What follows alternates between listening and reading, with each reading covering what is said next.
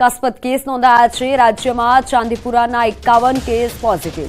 રાજ્યમાં 29 દર્દી સારવાર હેઠળ છે, જ્યારે 52 જેટલા દર્દીઓને ડિસ્ચાર્જ કરાયા છે। ગોંડલમાં વધુ 3 બાળકોના રિપોર્ટ પણ પોઝિટિવ આવ્યા છે। ચાંદીપુરા વાયરસનો કહેર છે, હાલ સમગ્ર રાજ્યમાં જોવા મળી રહ્યો છે અને તેવામાં રાજકોટમાં અત્યાર સુધીમાં 20 દર્દીઓ દાખલ થયા હોવાના આંકડા સામે આવ્યા।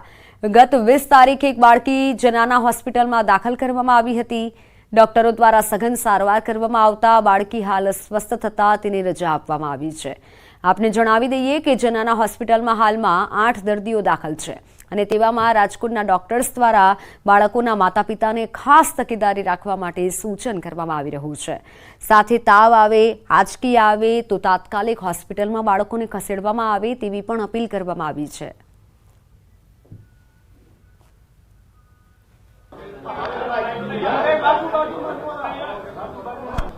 ખાસ આપને કહીશ કે આ પેશન્ટ જે છે એ રિકરન્ટ હાઇપોગ્લાયસેમિયા કે રિફ્રેક્ટરી જેને આપણે કહી શકીએ કે લોહીમાં સુગરનું સતત ઓછું પ્રમાણ થઈ જવાના કારણે જે પેશન્ટ છે એ અન્ય એક મોટી હોસ્પિટલમાંથી આપણે ત્યાં રિફર થયું હતું। આપણે એની 10 થી 11 દિવસ ઉપરાંતની સારવારને કારણે કોર્સમાં એ પણ જોયું કે તેના મગજ ઉપર સોજો વધી જવાને કારણે એના હૃદયના ધબકારા પણ ઘટી ગયા હતા, પરંતુ જે સ્ટાન્ડર્ડ પ્રોટોકોલ મુજબની સિન્ડ્રોમિક ટ્રીટમેન્ટ આપવાથી બાળક જે છે એ આજે આપણે રજા આપી શકીએ છીએ। રાજકોટ સિવિલ હોસ્પિટલમાં અલગ અલગ જિલ્લામાંથી અને રાજકોટ જિલ્લા પ્લસ મોરબી, પોરબંદર, જામનગર જિલ્લો, સુરેન્દ્રનગર જિલ્લો આ બધી જગ્યાએથી અહીંયા રાજકોટ સિવિલ હોસ્પિટલમાં અત્યાર સુધીમાં ટોટલ 20 દર્દીઓ ચાંદીપુરાના સસ્પેક્ટેડ હોય અને એના જે સિમ્પટમ્સ હોય એ પ્રમાણેના ટોટલ 20 દર્દી દાખલ થયેલા હતા। તેમાંથી 5 દર્દી પોઝિટિવ આવેલા છે અને 8 દર્દી નેગેટિવ આવેલા છે અને 7 દર્દીઓના રિપોર્ટ અત્યાર સુધીમાં હજુ પેન્ડિંગ છે, આવશે। આ 5 પોઝિટિવ દર્દીમાંથી એક પોઝિટિવ દર્દીનું મૃત્યુ થયેલું હતું, જ્યારે એક પોઝિટિવ દર્દીનો આજે આપણે ડિસ્ચાર્જ રજા હોસ્પિટલમાંથી રજા આપવામાં આવી છે। ઇન હાઉસ લેબોરેટરી તો અત્યારે હાલ આપણા ઉપલબ્ધ નથી। અત્યારે ટેસ્ટિંગ માટે આપણે GBRC ગાંધીનગર સેમ્પલો મોકલીએ છીએ। શરૂઆતમાં 7 સેમ્પલ આપણે NIV પુણે મોકલેલા હતા, પણ હવે ત્યારબાદ પછી આપણે અહીંયા ગાંધીનગરમાં જ સુવિધા ઉપલબ્ધ થઈ ગઈ। સેમ્પલને પ્રોપર સીલ કરીને એની કોલ્ડ ચેઇન મેન્ટેન કરીને મોકલવાનું હોય છે। તમારા મિત્રોના માધ્યમથી પબ્લિકને એટલું કહેવા માંગુ છું કે કોઈ પણ નાનું બાળક હોય, એકદમ 1 વર્ષથી અંદરનું હોય, તાવ આવે કે વોમિટિંગ થાય કે આંચકી આવે તો તુરંત જ મોટી હોસ્પિટલ, સરકારી હોસ્પિટલનો સંપર્ક કરે, એને અવગણે નહીં। બીજી વાત, આ બીમારી જે છે એ માણસ ટુ માણસ ફેલાતી નથી, એટલે એટલો બધો હાવ કે બીક ન રાખે। તો ગુજરાતમાં ચાંદીપુરા વાયરસે ભરડો લીધો છે, તેવામાં ખાસ કરી પંચમહાલમાં ચાંદીપુરા વાયરસના કેસોમાં વધારો જોવા મળ્યો હતો, જેને લઈને આરોગ્ય વિભાગ દ્વારા સર્વેલન્સની કામગીરી હાથ ધરવામાં આવી। જિલ્લામાંથી કુલ 15 કેસ મળી આવતા તંત્ર સતર્ક થયું। હાલ દિલ્હીની national centre for disease control ટીમે પંચમહાલ જિલ્લામાં ધામા નાખ્યા છે અને જે જગ્યા પરથી પોઝિટિવ કેસ સામે આવ્યા હતા ત્યાં તપાસ કરવામાં આવી હતી। જોકે હાલ તો વરસાદના કારણે સેન્ડફ્લાય માખીનું અસ્તિત્વ નહિવત સામે આવી રહ્યું છે।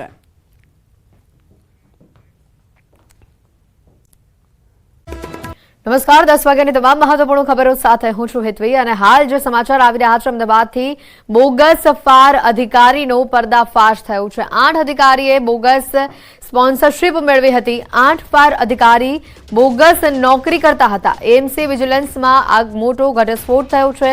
વિજિલન્સ તપાસના આધારે 8 અધિકારીઓ કસૂરવાર સામે આવ્યા છે। એક અધિકારીની શૈક્ષણિક લાયકાતમાં તફાવત હોવાનું પણ સામે આવ્યું છે। બોગસ સ્પોન્સરશીપના પગલે 8 અધિકારીને શોકોઝ નોટિસ ફટકારવામાં આવી છે। બોગસ સરકારી કચેરી, બોગસ પીએમઓ અધિકારી, બોગસ ટોલ નાકું અને હવે બોગસ ફાયર અધિકારીની આ ઘટના સામે આવતા ખળભળાટ મચી ચૂક્યો છે। અમદાવાદ મહાનગરપાલિકાના ફાયર વિભાગના 9 અધિકારીઓના ટર્મિનેટ કરવા માટે શોકોઝ નોટિસ ફટકારવામાં આવી છે। 9 પૈકી 8 અધિકારીઓ બોગસ સ્પોન્સરશીપ મેળવી હોવાની ફરિયાદ પણ મળી હતી। આ ફરિયાદના આધારે એમસી વિજિલન્સમાં આ મોટો ઘટસ્ફોટ થયો હતો. વિજિલન્સ તપાસના આધારે 8 અધિકારીઓ કસૂરવાર સાબિત થયા છે, જ્યારે એક અધિકારીએ શૈક્ષણિક લાયકાતમાં તફાવત હોવાથી ટર્મિનેટ કરવા માટે શોકોઝ નોટિસ અપાઈ છે. બોગસ સ્પોન્સરશિપને લઈને નાગપુર સ્થિત પ્રતિષ્ઠિત નેશનલ ફાયર સર્વિસ કોલેજ દ્વારા પોલીસ ફરિયાદ પણ નોંધાવવામાં આવી હતી. આ ફરિયાદના પગલે અમદાવાદ ખાતે પણ તપાસ હાથ ધરવામાં આવી છે અને આ સમગ્ર ભાંડો ફૂટ્યો છે. હાલ તમામ અધિકારીઓને 10 દિવસમાં ટર્મિનેટ કરવા કે ન કરવા તે અંગે ખુલાસો કરતી નોટિસ ફટકારવામાં આવે છે.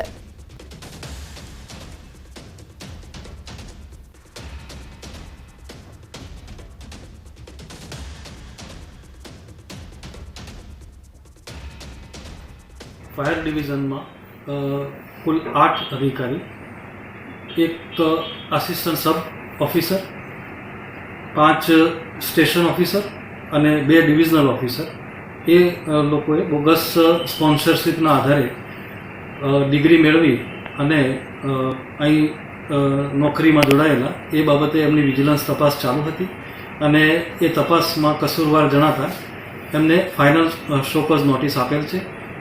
તદુપરાંત એક ડિવિઝનલ ફાયર ઓફિસર કે જેમને નિયત સમય મર્યાદામાં અનુભવના આધારે જે ડિગ્રી લેવાની હોય એની અંદર કસૂરવાર જણાતા અમદાવાદ મ્યુનિસિપલ કોર્પોરેશનના વિજિલન્સ ડિપાર્ટમેન્ટ દ્વારા તેઓને પણ ફાઇનલ શોકોઝ નોટિસ આપવામાં આવેલ છે. બિલકુલ, અને આજ મુદ્દે વધુ વિગત મેળવીશું. પ્રણવ અમારી સાથે સંવાદદાતા અહીંયા જોડાઈ ચૂક્યા છે. પ્રણવ, જે રીતે આ વિગતો આવી છે, બોગસ સરકારી કચેરી, બોગસ પીએમઓ અધિકારી અને હવે બોગસ ફાયર અધિકારીઓ, 8 જેટલા અધિકારીઓને શોકોઝ નોટિસ ફટકારવામાં આવી, વધુ માહિતી શું?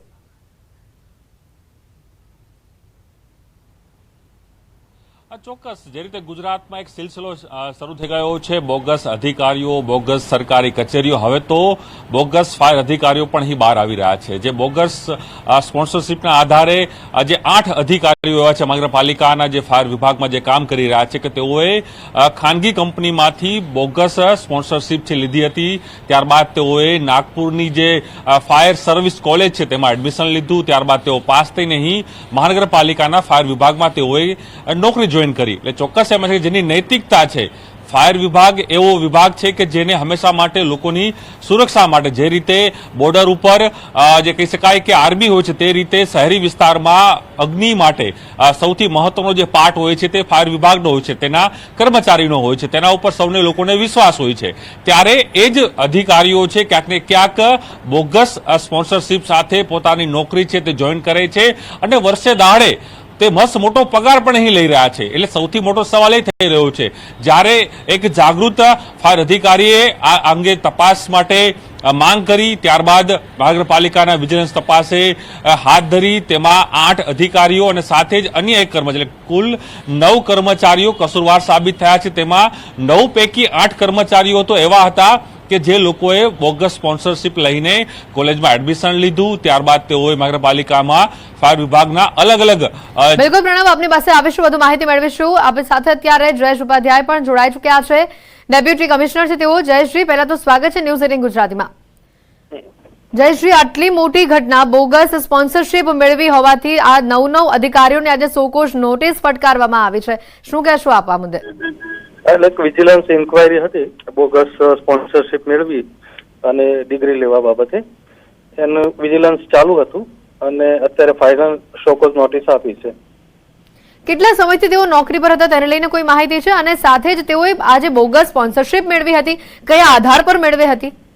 એ અત્યારે પ્રોબેશનમાં છે આ લોકો, અને એ બોગસ સ્પોન્સરશિપ લેવાનું કસૂરવાર સાબિત થયેલા છે એમાં, અને વિજિલન્સ ઇન્કવાયરી ચાલુ હતી અને શોકોઝ ફાઇનલ નોટિસ આપી છે. બિલકુલ જયશ્રી, આ જે રીતના આ 9 નામો સામે આવ્યા છે, અન્ય વિસ્તારમાંથી પણ આવા કોઈ નામો આવવાની શક્યતા સામે આવી રહી છે કેમ? કારણ કે આ સૌથી મોટો તપાસનો વિષય છે. 9 અધિકારીઓને આ પ્રકારે જો ટર્મિનેટ કરવામાં આવે, ખોટી રીતે તેઓ સ્પોન્સરશિપ મેળવી હોય, તો આવા તો કેટલા અધિકારીઓ હશે? હવે એ પણ એક મોટો સવાલ ઉભો થાય છે. અત્યારે એવી કોઈ માહિતી નથી મારી પાસે.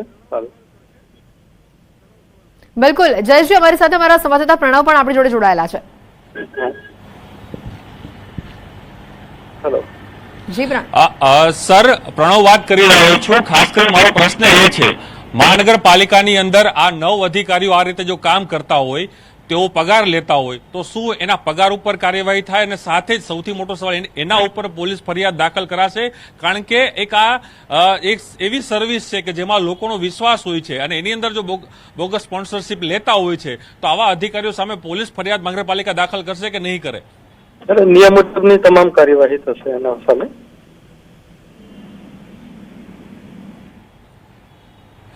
મહાનગરપાલિકાની વિજિલન્સ તપાસે એક સારી કામગીરી કરી છે અને તપાસની અંદર આ સમગ્ર ઘટના બહાર આવી છે. સર, એના માટે કોર્પોરેશનની ટીમ અભિનંદન છે, પરંતુ સાથે એ પણ હવે કોર્પોરેશનની જવાબદારી બને છે કે આવા અધિકારીઓ સામે કડકમાં કડક કાર્યવાહી થાય. કારણ કે એક દાખલો બેસે, જે રીતે આ પ્રકારની નોકરીઓ કરે છે, મસ્ત મોટા પગાર લે છે અને છતાં પણ આ પ્રકારની બોગસ સ્પોન્સરશિપ જેની પાસે હોય અને તપાસમાં જો આવતું હોય તો ચોક્કસ એની ઉપર મોટી કાર્યવાહી થવી જોઈએ. જી જી જી, કાર્યવાહી ચાલુ છે.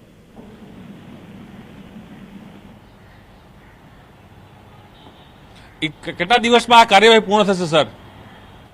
એમને જવાબ આપવાનો 10 દિવસનો ટાઈમ આપેલો છે. એ જવાબ આપવાથી તાત્કાલિક પછી નિયમ મુજબની કાયદેસરની કાર્યવાહી હાથ ધરવામાં આવશે. ચોક્કસ અમે અપેક્ષા રાખીએ છીએ કે મહાનગરપાલિકા પોતાની ફરજ નિભાવીને આ મોટી કાર્યવાહી કરે અને એક મોટો દાખલો બેસાડે. સાથે જ પોલીસ ફરિયાદ થાય તો પોલીસ ફરિયાદ પણ કરવી જોઈએ, કારણ કે જે સર્વિસમાં એ કામ કરી રહ્યા છે ત્યાં અનીતિ ત્યાં ન ચાલવી જોઈએ, કારણ કે તે જવાબદારી વાળું કામ છે ને તેમાં પણ જો બોગસ સ્પોન્સરશિપ નોકરી કરવા તેઓ જોઈન થયા હોય તો ચોક્કસ તેની સામે મોટી કાર્યવાહી થવી જોઈએ. ચોક્કસ થેન્ક યુ જય. Thank you. બિલકુલ જયશ્રી, મારો પણ એક સવાલ છે. જે રીતે આ લોકોની ભરતી કરવામાં આવી હતી ત્યારે કોઈ તપાસ કરવામાં નહોતી આવી? કારણ કે જેમ તમે કીધું કે ત્યારે પ્રોબેશન ઉપર છે, તો તેઓને લેતા પહેલા, તેઓને કામ આપતા પહેલા આ બધી તપાસ કેમ નહોતી થઈ? અમુક બાબતો ડિગ્રી સર્ટિફિકેટ અને એ બધી બાબતો ચેક થતી હોય છે, પણ જે જગ્યા પર કોલેજમાં એડમિશન કેવી રીતે લીધું એ બાબત એ વખતે કદાચ ચેક નહીં થઈ હોય, કારણ કે આ વસ્તુ ખોટી રીતે સ્પોન્સરશિપ મેળવી અને કોલેજમાં એડમિશન મેળવવાનો સવાલ છે. બિલકુલ, એટલે ક્રોસ વેરિફિકેશન અહીંયા નથી થયું, બરાબર ને? ના, ક્રોસ વેરિફિકેશન થયું છે. એમની ડિગ્રી અને એ બધું ક્રોસ વેરિફિકેશન થયેલું છે. સર, અહીંયા જો ક્રોસ વેરિફિકેશન થયું હોત, આ ડિગ્રી ખોટી છે, ખોટી સ્પોન્સરશિપ મેળવી છે, એ વાત સામે ન આવી ગઈ હોત? એ વિજિલન્સમાં ખ્યાલ આવે. વિજિલન્સની બાબતો ચેક કરતા પછી ખ્યાલ આવેલો.